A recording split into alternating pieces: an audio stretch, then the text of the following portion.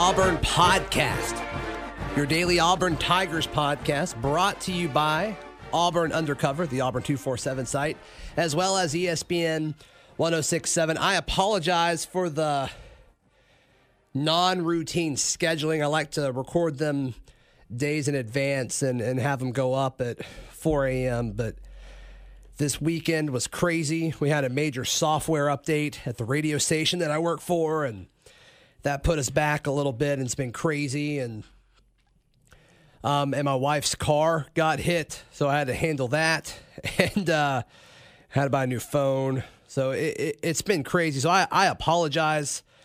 I'm hoping to get back and caught up either tomorrow or Wednesday. But some interesting news coming out at the press conference. I'll get to that in just a moment, as well as the audio from the press conference. And I'll kind of go over and talk about the highlights going into it. But Auburn moved up in the AP poll and in the coaches poll. They are number 7. Washington dropped 3 spots to number 9 in the AP, which is interesting. Auburn's only 15 points behind Oklahoma for the number 6 spots. I mean, it's all kind of congested up there. Auburn, of course, plays Alabama and Georgia on the road. They're ranked number 1 and number 3 in the AP. And for what it's worth, LSU jumped from 25 to 11 in the AP poll. So Tigers versus Tigers in week 3, that could be a top 10 matchup. Obviously, things have to play out, but I would not be shocked if they kind of vote LSU into the top 10 for that to be a top 10 matchup. Makes everybody's job easier. Makes it exciting. Makes everybody more money. I totally think that'll happen. Also, since I previously recorded, Darrell Williams and Nick Coe recognized for Player of the Week honors by the SEC yesterday. Williams was named the SEC Co-Defensive Player of the Week, had 8 tackles, a tackle for loss, recovered a fumble, and he batted down a pass that saved a touchdown. And then Nick Coe, who earned the start at Buck, who is exceptional, absolutely exceptional. 2 tackles for a loss, a sack, and one of the bigger plays of the game, him batting the ball away from Jake Browning and forcing a turnover in the red zone. I mean, that was clutch. There's no doubt about it. All right, so looking at some of the highlights from Malzahn's comments earlier today, the announcement of Eli Stove and Will Hastings, they have been cleared to practice fully, which is amazing. I mean, these guys messed up their ACLs in the spring, and they're cleared to practice already. That's just, it blows my mind. It really does. It really does. So it's going to be interesting to see, how do those guys factor in to the offense that I thought looked good for the most part. I know there's several skeptics out there that have kind of pointed at Auburn's sloppy offense, but they didn't punt a whole lot. They didn't run the ball great, but they still, they, from a yardage standpoint, they were fine. This is red zone stuff. It was just red zone stuff. They did not do well in the red zone. But how does that affect Eli Stove and Will Hastings? Because you look at the receivers and their performance against Washington, and everybody did fine. I can't think of anyone's like, they're going to lose their spot. And even it's like Seth Williams, maybe, but different position, So maybe Sal Canella's production drops a bit, but do you want to fault him for that touchdown catch? I don't know. I think with Hastings on the field, it's going to make Stidham more comfortable. I mean, those guys clearly they have some chemistry there in the passing game, so that's interesting. Quarterback Joey Gatewood, his thumb, he's still going to be out for a couple of weeks. And then some bigger news, no offense to Joey Gatewood, but Javaris Davis is expected to practice this week. A lot of people concerned about him going down against Washington on Saturday. If he's practicing this week, hopefully he will play on Saturday. But you look at it, it's like, should he play on Saturday? So as I say that, he may not. Auburn head coach also announced that John Broussard has left the team. At the time of this recording, I have not heard anything else about that. I look forward to having Brandon Marcello of Auburn Undercover on the show later to discuss that. Those were the really the big takeaways from the press conference, in my opinion. Also, I saw a report, going back to that probable top 10 matchup against LSU. Chasen, one of their outside linebackers, is out for the season. Very talented pass rusher. So that will, you never want to see Auburn win because of an injury, but it's going to help them, no doubt about it. Just like Washington's left tackle being out in the opener. I mean, it's going to help. There's no doubt about it. So I'm sorry that this episode is short, guys. Once again, my life has been ridiculous, and the timing is not great with football starting, being pretty consistent throughout the summer, and then football starts, and I'm like, guys, I'm sorry. But hopefully we'll be back to normal soon. I'm still going to get something out for you guys every day. That is my goal. So stay tuned. Malzahn's press conference coming up right now. Okay, obviously it was a big win for us Saturday. I really liked the way that we won the game. The fourth quarter, offense made plays to help us win. The defense made plays to help us win. So, like I said, a lot of times it's how you win that can help you later in the season. So I thought that was really good. Second thing, it gave us some great information. Anytime you play a quality opponent, you find out where you're at. You find out your strengths, and you find out what you need to improve on. I think that was really good information to have a chance to find that out first game, when some programs may not find out to the second half of the season. And really what stood out to me is we got to run the football better. Give Washington credit, great run defense, but we need to improve in that area. We gave up a few deep passes. They made some outstanding plays with that. And then really the main thing for me is the penalties. The penalties that we had is completely unacceptable. We take great pride in not beating ourselves, and so we are going to focus on that, and that will be corrected moving forward with that. We're excited about the home opener, being here at home in front of our fans. I know our players and coaches can't wait for that. And then really our message is real simple. Improve from game one. And usually the better teams, they find a way to improve from game one to game two more than any other time in the season. And so that's our message, and that's the way we're approaching this game, and looking forward to it. A couple updates. John Broussard has left the team to pursue other things. We wish him nothing but the best. Eli Stobe and Will Hastings both have been cleared to practice as far as full practice, and we'll see where that goes. With how confident, they are and we are as far as when that happens to return. I'm not sitting there saying anytime in the next, week or two or whatever. We're just going to see how that goes. But I think that's a positive that they've been cleared to practice, fully. Joey Gatewood is still going to be a couple weeks before he gets back with that thumb. Javaris Davis will be back out there practicing today. So overall, I think that first game, we came out of it pretty good as far as the injuries. It was a very physical game. There was a lot of guys that were sore the next game, the next day, but that's part of playing a quality opponent. But like I said, it was a good way to start the season with a win. The challenge now, that's behind us. That's one game, and we got to figure out a way to improve each week. And, we've got the meat of our schedule coming up with that, starting out with this first home game. Questions? We're going to play whoever our guys that play. I mean, this is, like I just said, we're going to, our goal is to improve, and you do that with your players. So we'll see where that goes, but I will say this, both of them will be out there practicing today. Yes, do you envision now that Roger McCreary is a guy that would move up to a second team? You have a couple of Yeah, Roger, Christian Tutt. We got a lot of confidence in those guys, and they're in a really good spot. Yes, at this spot, a couple of times in recent seasons, 2015, last season against Berkeley, y'all haven't played the way you wanted to play. Yeah. Is that something in your mind? No, there's no doubt. You're exactly right.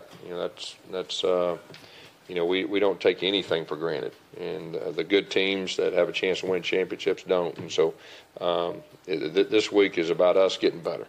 And last week's behind us. We got to figure out a way to get better. And there's all kinds of areas, like I talked about first, that we should improve on, and we need to improve on, and that's the way we're approaching this game. How impressed have you been with Eli and Will being able to at least get cleared? Yeah, we knew their progress was ahead of schedule.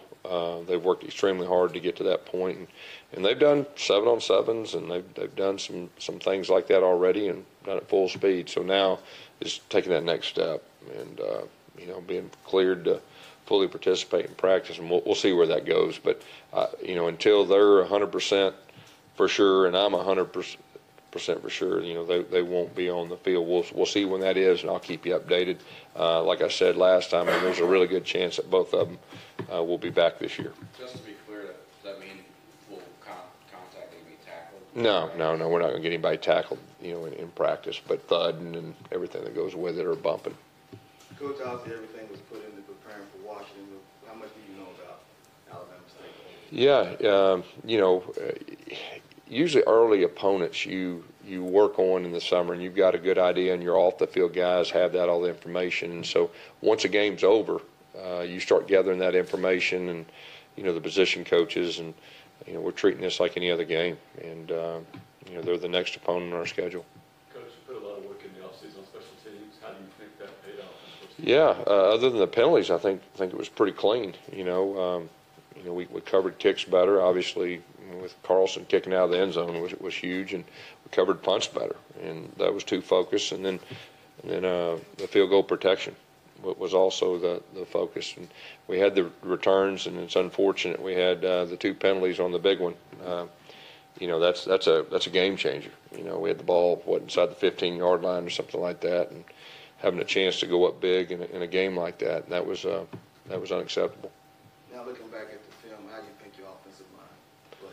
Yeah, I said we need to run the football better. I think we averaged 3.3 yards per carry, and when we're at our best, it's more than that. So we've got to do better than that. But at the same time, very quality defensive front. The advantage we have is we played against a big-time defensive front. So now we kind of know, and we have some areas we can get better in and all that. Like I said, some teams don't find out information until the second half of the season. I think that's the positive of playing a very quality opponent early. So now we know what we need to work on, and we know a little bit about our personnel and everything that goes with that. But everybody in this room knows, for us to have a chance to win a championship, we're going to have to run the football better, more consistent.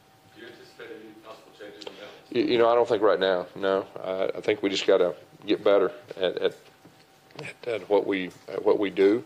You got to keep in mind, from an offensive line standpoint, there's a lot of communication, working together.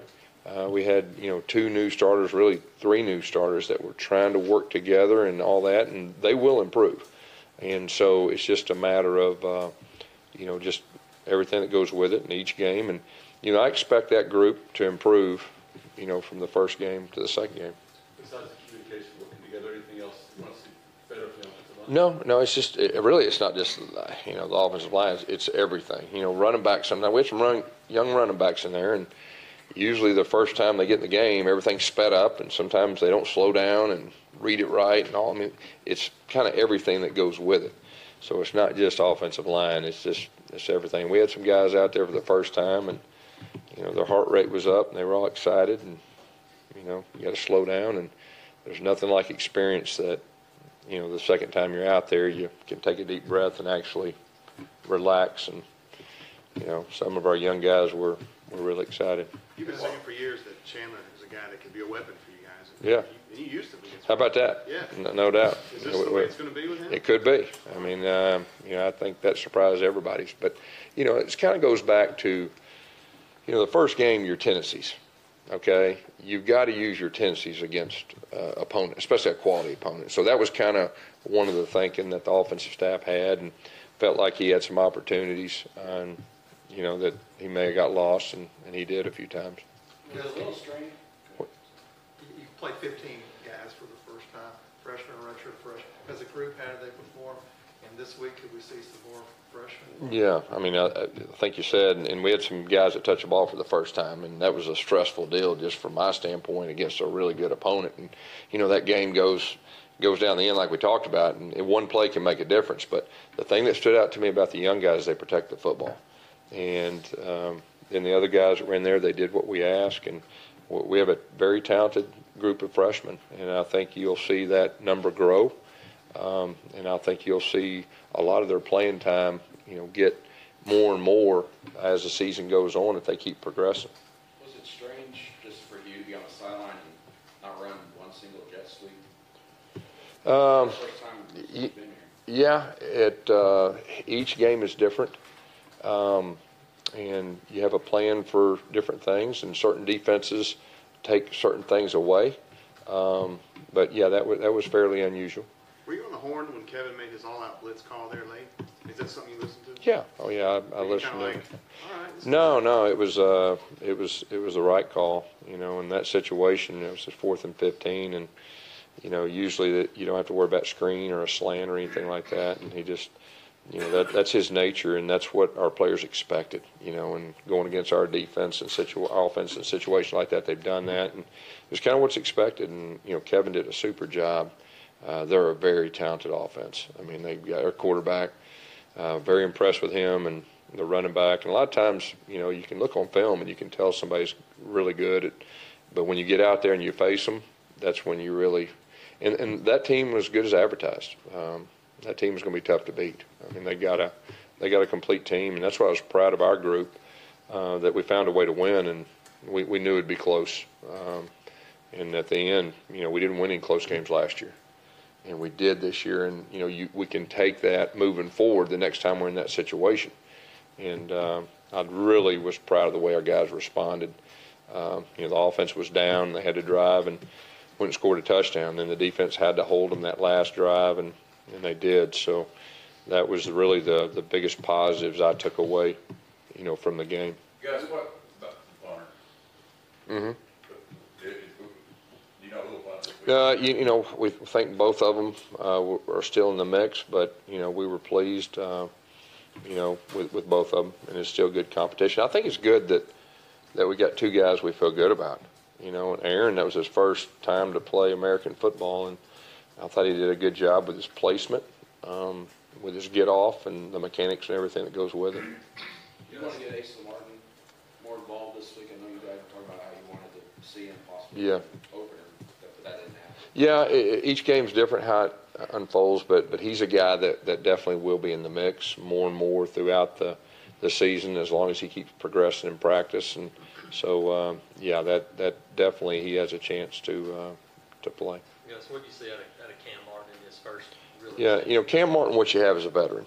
And, Cam Martin, he had pressed the line of scrimmage and cut back. He knows all the little things. He made a couple things bounce to the outside, and then the big 4th down and 1 run I thought was really good too. And, he's a veteran guy, and he gives you kind of a calming, experience out there when he's out there. And but I thought he did a really good job running, and he did a really good job protecting the football. The Cox Cat just doesn't seem like it's picked up positive yards over the last 3 years. Yeah. The 2-point conversion was almost picked off. Yeah, that was disappointing. Do you want to put that in your back pocket? It worked real good against our defense, It didn't work real good against them. So, we'll see. We'll see whether we shelve that or whether we keep it going. So we did run the Wildcat a couple times. So you predicted that, and we did. We did. You said after the game, a lot of us weren't in there, but you want to be more aggressive Right. this season. No doubt. And that went along with the 2-point conversion, Yeah. the Woody play that you ran. Yeah. Is that something that every single game you just want to keep? I will. Our mindset is being aggressive, and that's what we're going to do. So a couple of things didn't work, but my experience is if you practice stuff and you call them at the right time and all that, you have ways to put pressure on the other team. So that's we'll definitely be aggressive this year. Guys, going back to the freshmen for a moment, not to be presumptuous, but is this kind of the game that you'd like to use the new redshirt rule to your advantage and empty the bench? Every game you hope you get a chance to do that, and our approach is like any other game. And if that presents itself, that would be super. So that we'll see what happens. With that in mind, do the third team and scout team, do they get a little bit more reps in those spots this week? Any week that you can have that happen, be fortunate that happen is you get guys that this new redshirt rule that you get a chance to let some guys play. maybe in the past that wouldn't have because of the new redshirt rule. And that's what Malzahn said on this Tuesday, recapping Washington and previewing Alabama State. This has been another edition of the Auburn Podcast.